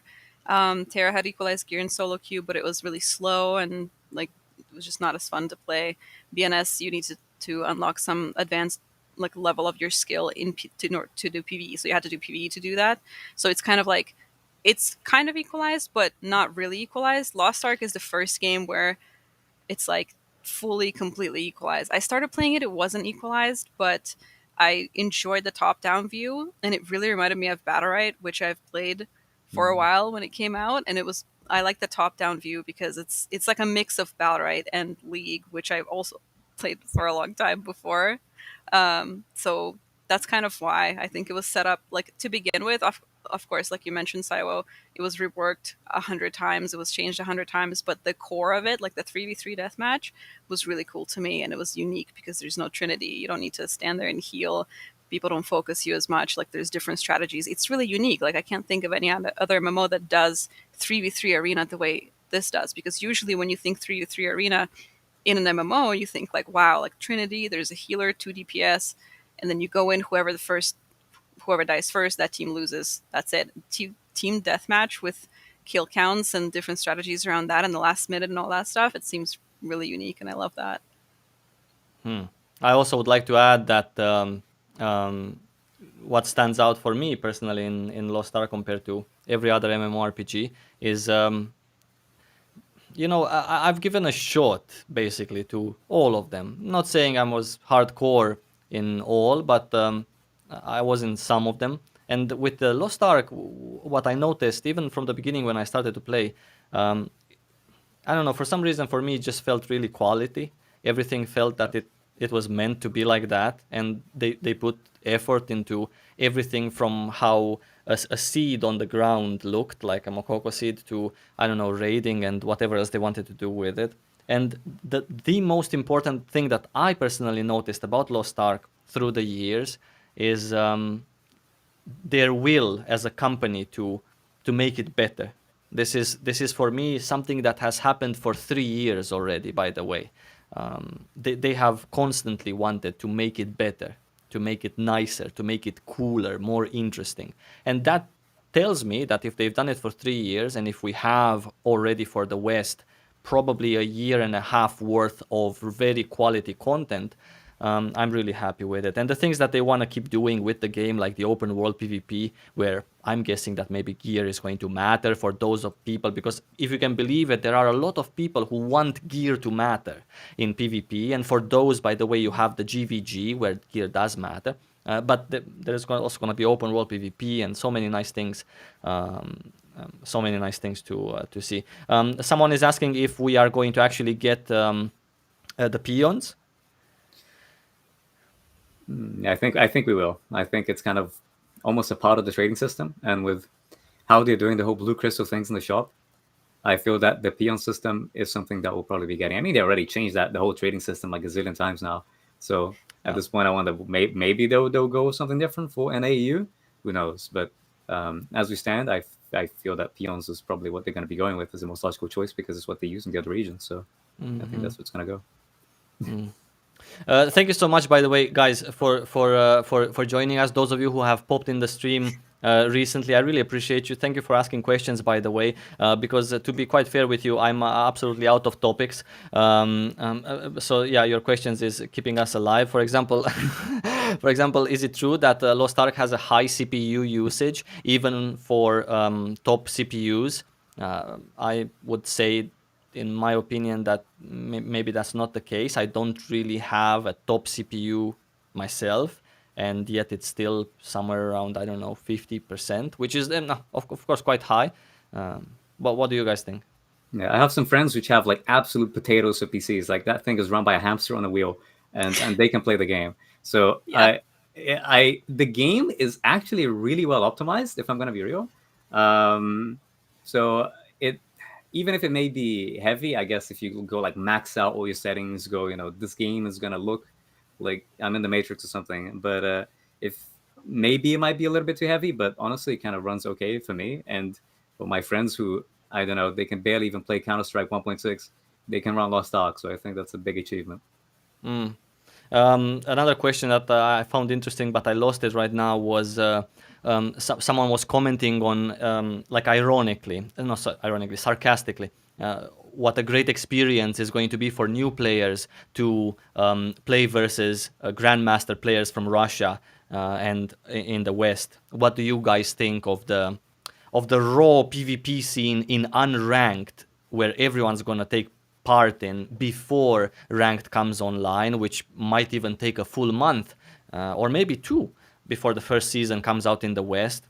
And in unranked, there's gonna be so many of you guys who are extremely talented at PvP, plus much more about which we don't even know anything about, right? I'm gonna be real. I think that for that first month before ranked comes around, I wonder if we'll even see that many high level players, because if you're a high level player, you don't get any fulfillment on just like beating new players or trying to learn the game. You want to fight other good players, right? So I feel most of them would just be custom matches or scrims. At least that's what I'm going to try to do. I'm just going to like set up scrims and custom matches with people who I know and then play that. There may be people who will be queuing unranked a lot, but unranked does have its own hidden MMR system. So people who are really good will naturally climb up and ideally be matched with other people who are also really good. So it is always a little bit of a problem. You have new players who are going to have to face veterans. Sadly, it is a reality of games where you do have the game arrive late. This is it's also something that happened with Blade and Soul, for example. You had people who were experienced in other regions, and then they come on, and now you have to deal with them in PvP queue. But I feel that I guess it's a good learning experience for new players to see what high level play looks like. And I honestly think that most of the high level players, at least until ranked comes out, will probably be doing a lot of customs and fighting other high ranked players within that environment. What do you think, Wilky? I'm definitely there with Lin on this, and this may sound weird to some people watching, but I'm going to interrupt you for 1 second and just say that when the Russian version started, there was no Korean player coming over to ruin your guys' fun, but now there will be plenty. You guys, I mean. I'm sorry. Go on, Wilky. I'm sorry. I mean, yeah, but what I was trying to say here is that, especially if you're looking to improve and if you're going into a PvP game with a mindset to actually improve, for myself at least, I prefer losing and fighting better people, because this is by far the fastest and I think most efficient way to at least get a good baseline in a PvP-centric environment. You're probably not going to be becoming the world's best player by just getting shit on for the first 50 or 100 hours in a game. But the experience you're getting just by looking at what's happening on the screen and maybe taking like a few key moments in, what is this player doing, especially in the event that you're getting into a mirror match and you're getting outplayed by the same class. This is such a valuable experience that is by far, in my opinion, the best way that could happen to people that are looking to get better in PvP. I do agree it's going to be horrible for people that just want to, derp around a little bit in PvP, because they're literally going to get wrecked and they have no idea what's going on. I'm constantly on the ground. Everything I do gets interrupted and everything I do doesn't do shit. But in terms of actually, like, if you're somebody who actually thinks competitive and wants to get better, I think this is a very good scenario to be in. Albeit you're going to lose like 99 of 100 matches probably at the start, but the learning experience is going to shoot you forward so quickly without you actually like actively trying to practice. For you, it's just going to be feeling like a normal playtime, but you're improving so much in such a fast time, which is, I think, invaluable compared to sitting in a training room, preparing like a combo, trying it out on a dummy, trying to then go into an actual PvP match, trying to pull off a combo, which 99% of the time you can't because you're getting interrupted or you don't have the muscle memory in. So I think actually this is a good thing for people with a competitive mindset. I do agree, though, that it's a bad thing for people that just want to do, like, have a little bit of fun in PvP. It's going to be a rocky environment, but I think overall for the competitive scene for PvP, it's fantastic. I also wanna touch upon this and share with you guys that are new maybe and are worried about this. All of these amazing players, Lin-0, Laufie, Wilky, are gonna destroy you personally in PvP. What I did in Korea, for example, even there were much more talented people, right, playing the game from the beta, etc. And I started right at the beginning. But what I did was for example, I never did at the beginning these 3v3 PvPs. I did 1v1s and I queued up last. I looked at what people were doing. And at the end, when it was my chance, when it was the first time, then I tried to do my best and learn from this and that, videos from people that I saw playing before me. It's not ideal. Of course, I'm not telling you that you should go and do just 1v1s forever. You shouldn't. Unranked is for everyone. And this thing with getting busted in unranked by an experienced player is going to disappear, for example, once the season starts. And it's going to be, by that time, all of the brand new players a month in the game or 2 months are barely going to know what hit them and get the PvE side out of the way in Lost Ark. Someone is saying that Saivo should be Saivo for GM. I heard you guys saying that before. I really appreciate you, first of all, but I want to tell you something, actually, what I've learned from being backstage with these people who are community managers for Amazon games, Sci-Fi and Rocks. They are trying so hard.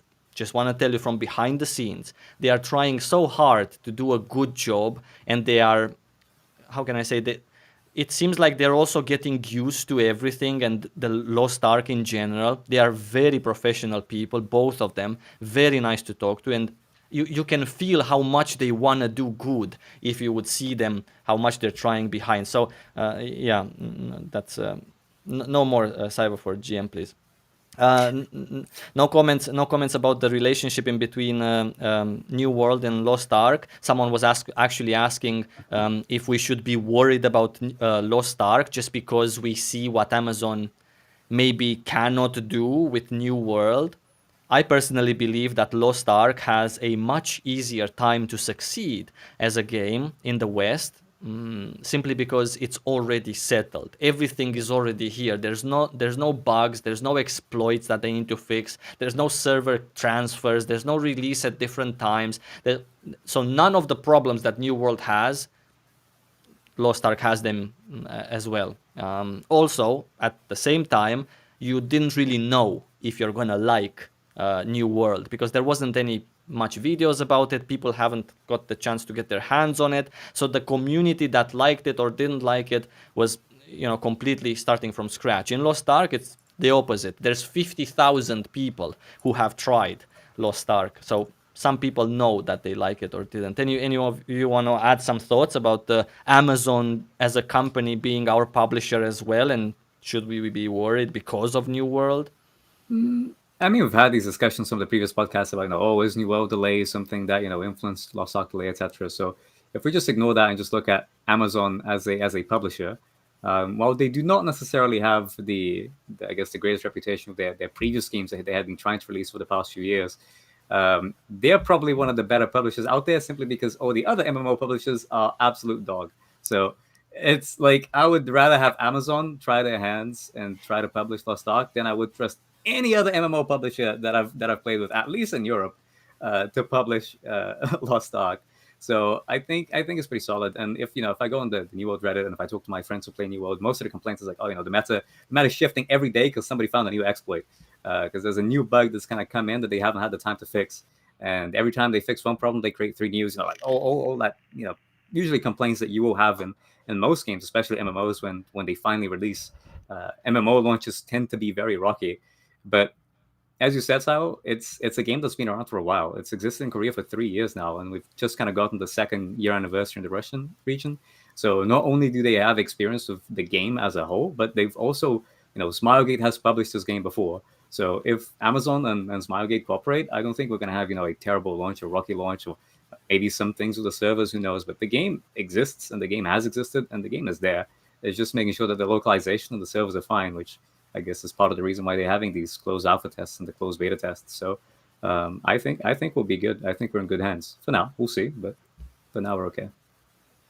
Someone was asking if this is a question specifically for Laufey. If the gear for PvP is different than the one for PvE? Yes, there's no gear for PvP. Like, there's no, it's fully equalized. There's no gear for it. You choose all your stats, you choose all your skills. PvE is completely irrelevant. There you go. What do you think, Wilky, about the Amazon as our publisher? Do you concur as the great wizard?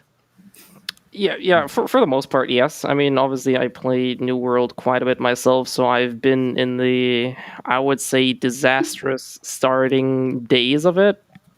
Which, to be honest, Amazon is new, so there is this one excuse that you could make, that they didn't have any experience before that.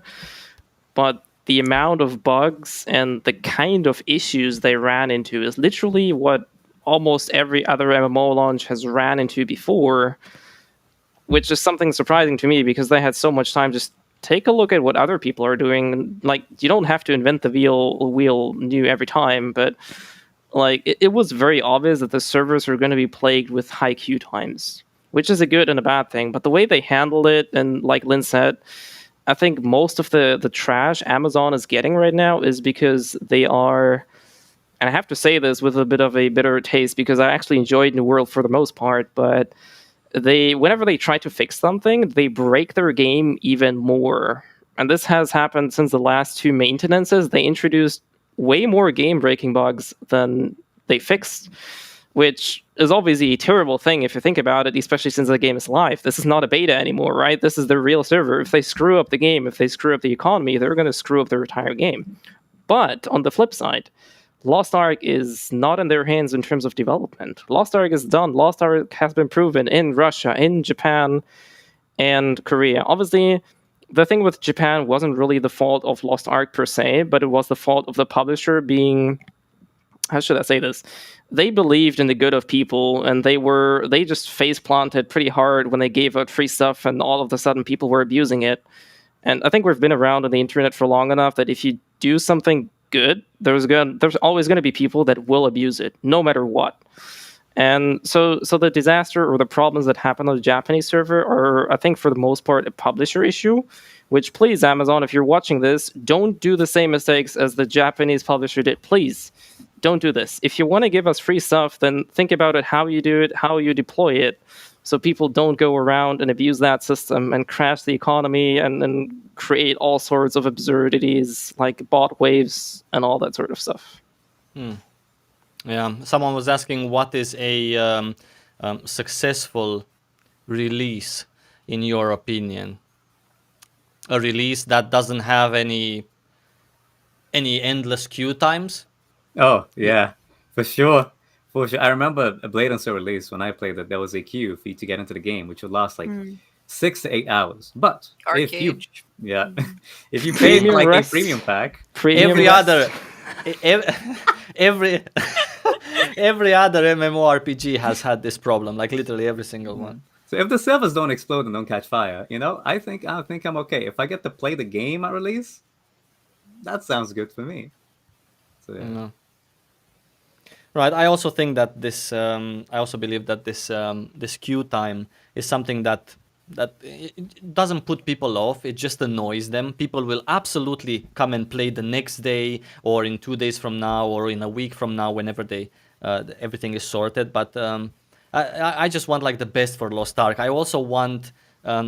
I would really like, because they've mentioned in these articles, by the way, which I'm gonna show you here on the screen. They've mentioned in these articles that in the beta there's going to be a few hours at the beginning.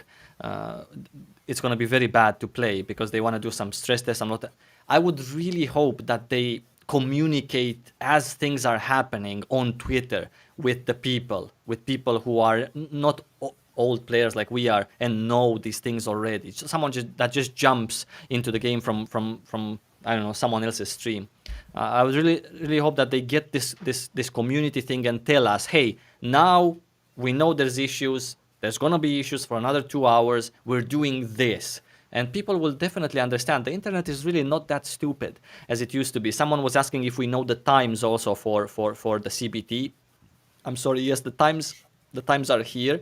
Starts at 4 p.m. UTC, 9 a.m. Pacific time, and ends on the 11th at this PT Pacific and this particular UTC.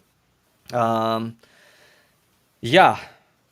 What else? What other questions? Sorry, I was busy with this. I didn't have any. Didn't get any questions. Someone was asking. Very nice question. What are our favorite classes? I guess I can say that Summoner is mine, and Artillerist comes second. It's gonna be my first 2 classes in release as well. Go.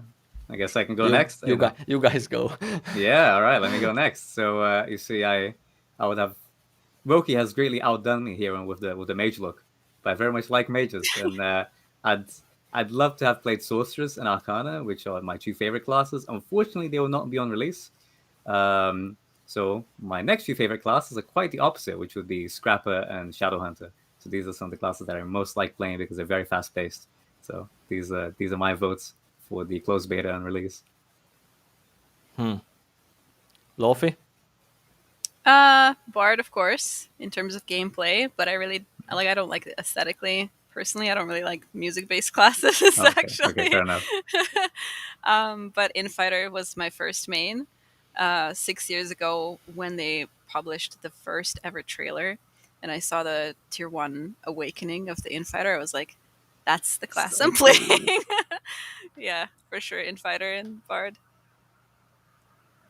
Absolutely, 100% on that. Infighter Ultimate, when you see those 2 dragons and she just leaps and lands, it's like, oh my god, this is what I'm gonna be playing. In fact, I actually have an Infighter or Scrapper, what it's gonna be called, and I do enjoy it a lot. But I have to give it to, like, Lancemaster is my current main, and I think it's one, if not the most fun class. However, it's not going to be there, so I might end up playing Devil Hunter or Deadeye, what it's going to be called in our version, because I just really, I mean, it's the first 2 classes that I played, so I naturally started playing the game with more buttons than anybody else, so playing everything else just kind of unnatural to me. But Scrapper has so many short cooldowns that you don't really feel like you have the need to switch stances with her because you always have a button to press. And she's really engaging and really fun. So definitely one of the top most fun classes in my opinion. Lancemaster, best class in the game, followed closely by Soulfist. Here you go. Here's advice. New player advice. Cool. Yeah, well, I mean, I know there's a lot of other questions, but we also had some planned time for this. Unfortunately, I actually closed my YouTube, so don't see many of the comments anymore. Is Berserker the best class for DPS? No. Very straightforward. I love it. Yeah, so absolutely not. Berserker is a very easy, Berserker is an easy class to get into, an easy class to actually understand what you're supposed to do. Our class is easy to play in Lost Ark. Oh my god, that class is so easy to play. Playing a class, whether it's easy or hard, doesn't really depend on the class entirely. It depends, half of it probably even more, on the content that you're doing. Any class is easy to play in a Chaos Dungeon. But, take a Deadeye, throw him into one of the last raids that came out, and not with the imprint that he only has 2 pistols. Make him swap weapons and do a good job. That's what is hard to play. Any advice that you guys might have actually for new players that are joining the CBT, that are joining Lost Ark, someone that comes from, I don't know, Final Fantasy or World of Warcraft, Aeon Terra, other MMORPGs, someone that comes maybe from Path of Exile or Diablo. What should they do in Lost Ark in the CBT 7 days to fall in love with this game? Because we need them to fall in love. That's a hard one. I think I'm gonna take some of Wilky the Wise and his sage advice, which is like just doing the story is actually pretty nice, especially if you come from a game like Final Fantasy. The story in Lost Ark is quite cheesy, but if there's something that's really good, is like doing those dungeons for the first time. I remember when I did the first After Time dungeon, that just like wowed me. I was like, oh my god, this is incredible. This game has polish. Don't burn yourself out. You know, it's great trying to get to the end game, but things are going to get wiped. So maybe you get to the end game, you get to do a few raids, but you might not actually have too much time to do them or to like progress to the end game. If you really want to feel how that is, then by all means, just kind of rush the leveling experience and see what you can do, see how it feels at 50. But even then, when you're like the end game has its different stages and its different paths of progression, so it's unlikely that within the closed beta you're going to experience everything that this game has to offer. So take your time, try out the PvP is what I would say. Level 26 is pretty accessible. I love PvP, so hopefully you guys will too. And just take it easy. Play the dungeons, check out the story, so that when the game actually releases, you've already experienced a lot of the early game, and you can just kind of push that late game and see how it is that you feel about it. What about you, Wilky, the Grand Wizard? Shameless self-plug. I actually made a video about exactly this. Fast. Mute him. No, like I'm totally there with Lin, and I think there's two more things that I really want to add. First of all, if you're a fresh player, try to drop this is a Diablo killer kind of like, it's a meme that it's a Diablo killer, but so many players that never played Lost Ark probably still kind of hear it, read it, or see it as like, oh, this looks like Diablo, but it really isn't. Like it's not like Diablo or Path of Exile at all. So try to get like an open mind, and this is an MMORPG. It may look a little bit like Diablo because you have Chaos Dungeons and you have those two large sieges and story. But outside of that, it's absolutely nothing like Diablo, like Wolcen, like Path of Exile, whatever else action RPG you want to mention. So definitely try to get there with an open mind. And like Lin said, like have fun. Like play the game. Don't stress yourself. It's a 7-day test. You're never going to experience everything there is in the beta. Even for experienced players, there's no way in hell we're going to clear everything there is. We might reach Rohendel in those 7 days, but we're not going to clear all islands. We're not going to do everything in this game. So just, play at your own pace. Make sure you use the Vern Power Pass to actually try out a second character for free, because that is very generous of Amazon, I think, to give you guys that option. And outside of that, just enjoy yourself and have fun. What about you, Laufey? Advice from a pro. Oh my god. I agree with Lin and Wilky. I think the main thing is all the don't rush, is the main, I think, giveaway of this or takeaway.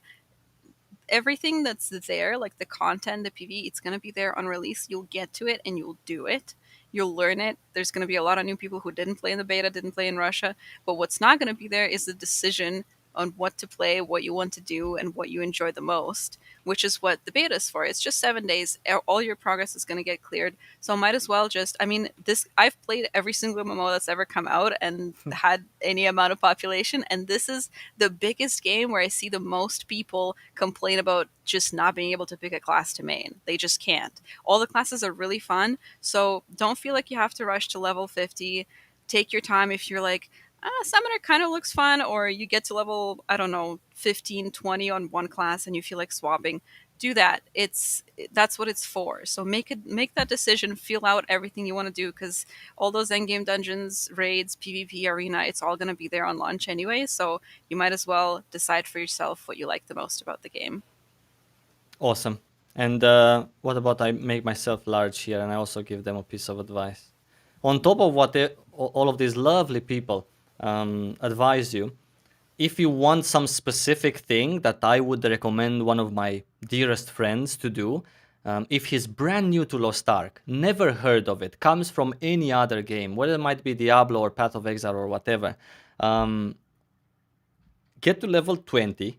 At that level, you get to unlock quite a decent amount of skills for the class that you're currently playing. You also have a little bit of ability points to play around with and customize your skills, get that out of the way. You have done already a couple of story dungeons, which were pretty easy, but at level 20, you do get to a story dungeon, which is the Morai Ruins in Yudia, and that story dungeon really takes a little bit more out of yourself. At which point, if you enjoy this class a lot and you absolutely love it, go on and move on further. If you think that you might want something else to play, and I highly, absolutely recommend that if you're brand new, haven't watched a single minute of Lost Ark, try several classes on purpose. You come from being a tank, you come here, you play the gun lancer because you've watched someone's video saying he's kind of the tank. That's true, but try some other class as well. In Lost Ark, you never know what you fall in love with. Me personally, I picked the class with which I used to do the most damage in PvP, and that's Summoner because I don't really have to play it. I can just summon my mobs and they do some damage. At the end of the match, I take a screenshot and that's, look how much damage Saivo has done, 1 million compared to the other guy.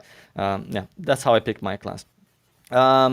Is this a group of people who have good feelings about Lost Ark? Buddy, welcome. Yes. Wait, I forgot how to. Anyong. Yes, this is like hello.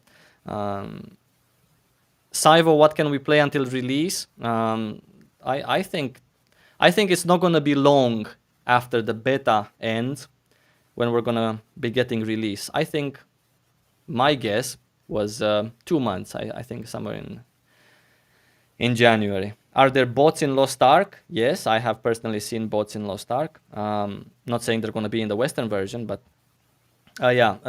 welcome, by the way, again, for the manyth time. Welcome to those of you who have recently joined us. Someone was saying that the legend himself, Stoops, is also in the chat. So a salute from all of us to Stoops. Let me see if we have... if I think that Twitch Prime will work with Lost Ark. What do you guys think? Yeah, obviously. It has to. Yeah. I mean, we've got also a gazillion goodies for New World as well. And, the game's barely been released. And I mean, it's Amazon, right? They practically own Twitch. Why wouldn't they? So I think we're going to get lots of Twitch goodies for Lost Ark for sure. I just hope we have some nice costumes in there as well, I would say. Yes. Are you guys excited, by the way, for the Northern Lawmaker costume? I actually really am. I do like these kind of Western looking outfits in games, and I guess I'm praying, really praying that something that you can share between different classes, because I think they're doing it for the base class, like Magician and Warrior. So one of the things that I'm almost actually a bit frustrated about is you can only get one platinum pack. I'm like, you know what? Give me 10, give me 20. I want to get every costume. I want to get costumes for all of my ults and all of my characters. So I'm definitely going to be getting that costume. I mean, house if it's there. Just throwing this out there, you can definitely have several Steam accounts, which is again not against the TOS. I'm your TOS expert today because I've played 4 different regions. I was blocked in all of them. So I can tell you. So you can definitely purchase several Steam accounts, right? And buy a platinum pack on each of those Steam accounts, and maybe keep it. Not keep it, because you cannot keep it for future classes, right? The skins, they said it's only for the classes that are at release. But you can create several classes. 1 character per account is the most efficient way to play Lost Ark. By the way, just saying, throwing it out there. Not only because of the daily quest, but also because of the gathering energy. Don't listen to me. Stoops is saying, everyone told you that to have stunning eyes. Jesus Christ. Today I'm role-playing as a zombie, by the way. Today is Halloween. Happy Halloween to everyone that is watching. Very nice to have you. Me, I'm a zombie because of my eyes. This is makeup, by the way, for those of you who don't know. This is not my real eyes because I'm tired and haven't slept for days. And yeah, everyone else is role-playing something. Cool. I think someone was asking if supports are too good. Are supports too good, Lofi? Yes, of course. Okay. In the arena, they are the higher you go, the better they get. So they're really strong in high rated PvP. So if there's one team in GM or Master or even Diamond level that has a Bard or Paladin, the other one doesn't, it's going to be very tilted for the team that doesn't. But in lower rating, it's more difficult to carry and get out with a support. So I think if they would get a little bit more damage, especially Bards, and a nerf on their team utility and support, that would even it out a little bit. But definitely in high tier, they're very, very strong. Well, what do you think, Wilky? Can you play Lost Ark PvE and do great without having a Holy Knight or a Paladin or a Bard in your group? Absolutely. Like, I've played pretty much any content in the game, not necessarily by choice, but sometimes we didn't find a support for certain contents. Like, we even had our Balkan group when the first Legion raid was released in Russia. My party did not actually have a support for the second team. It's like two teams of 4 people, and we didn't have a support for the second team. So yes, we did clear it. It might have been a bit more difficult, and generally I would say a support is optimal to have in PvE, but it's definitely not a necessity. For PvP, on the other hand, I totally have to agree with Laufey. I think whenever you have a support on one team and not a support on the other team gets quite literally screwed over simply because they have so many more tools to fight against. And I think they should do look into that. I wouldn't say they should really slap the supports out of the PvP, but they could definitely use a tweak to make them a little bit more balanced, or at least give some kind of like counterplay to combinations where there is a Bard on the other team and there's no Bard on my team. So they would at least have like somewhat of an equal chance of winning at least. About the region lock, some people who joined us probably later, we discussed this towards the beginning of the stream. I personally don't think there's going to be another wave of whitelisting countries. I think what we got now is going to be it until release and further. So this is my opinion on this class. Berserker best class confirmed by Stoops. Yeah, Berserker best class for new players. Confirmed by Stoops actually on his stream. I saw him. I saw you finishing. What did you finish? Bayakis today. Cool. Anything else that you guys would like to add? I think we have other questions. I'm sorry for not getting to all of you. I'm sorry for not clicking all of the funny things that you guys have said, but yeah, I will get better at hosting, I promise. If you guys have something to end, I want to answer the one question that was aimed at me for the team in Bolton. No, our composition was 2 blasters, a summoner, and myself as a lance master in that team. So we didn't even have like a surrogate or pseudo support in the form of a warlord.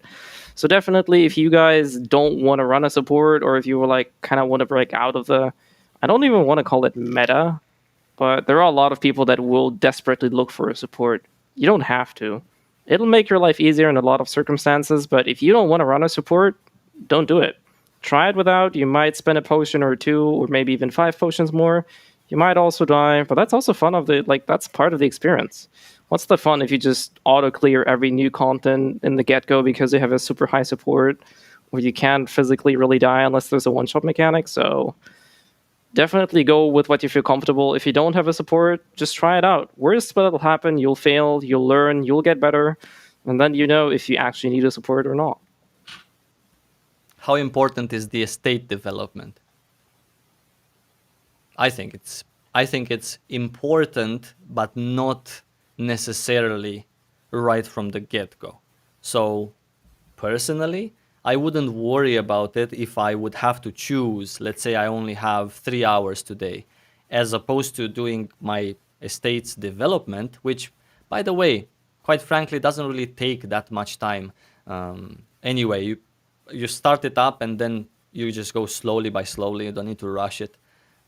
It's important, sure, because you can do a lot of things there as you have a higher level of estate. But I personally wouldn't worry about it if I would be a new player. I wouldn't even, I don't know, maybe finish the quest for the estate in the first 30 days. But that's just me. I would do other things. Level up another character or whatever. Have fun in PvP. Learn that. But what do you guys think, if anyone wants to say? Yeah, I can't comment much because I haven't really done my estate quest in Russia, if I'm going to be entirely honest. So I'm just okay, I'll touch on that. I'll give it a bit of a different outlook on that. I think the estate is somewhat important. And contrary to what Saibo said, I would highly recommend for everybody who plans to play this game, not strictly for PvP, but actually for PvE as well, get the habit of going into your state once a day when you log into the game.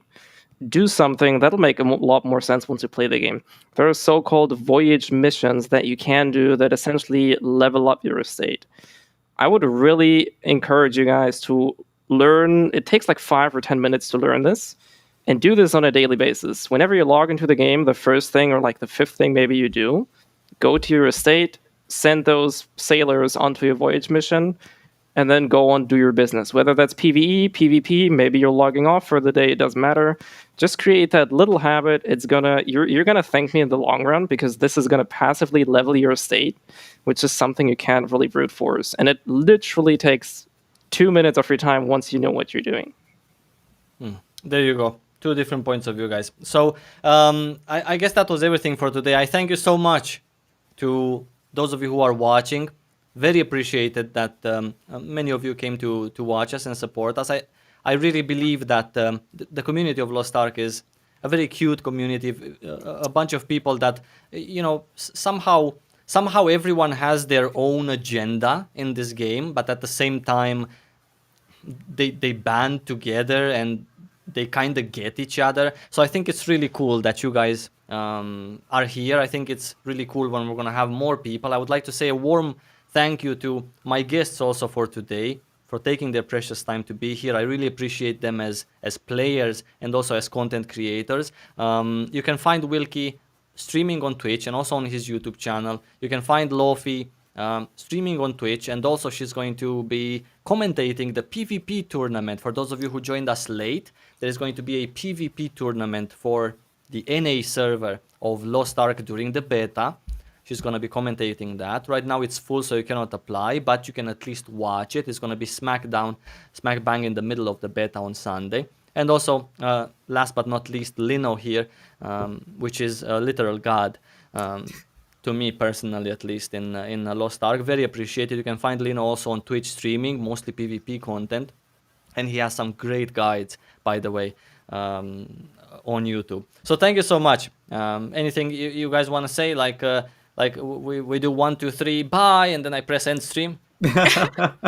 No, first of all, the only thing I want to say is thank you, Saibo, for actually doing this with us, because you're doing the heavy lifting here, literally, and like all we have to do is be here on time and just talk to you. You're moderating this, you're taking your free time setting this up, with different pieces of software. You're streaming this yourself now.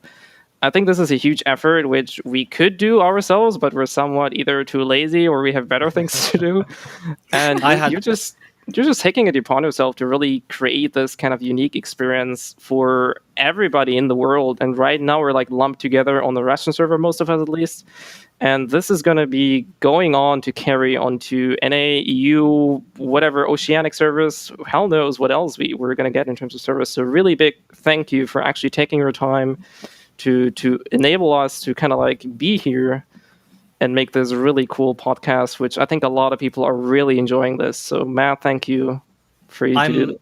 I'm actually myself. I wanted to have this podcast since I started playing. The first idea that I had is when this game comes out, I really want to get like content creators together so we can talk, so we can have a good time, maybe teach other people.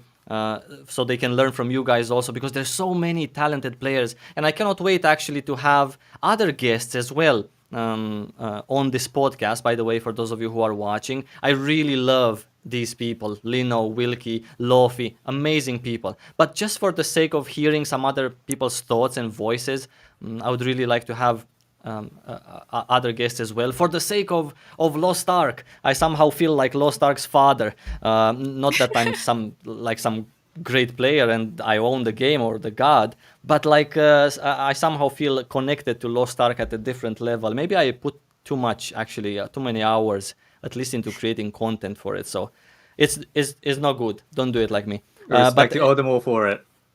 I appreciate you guys.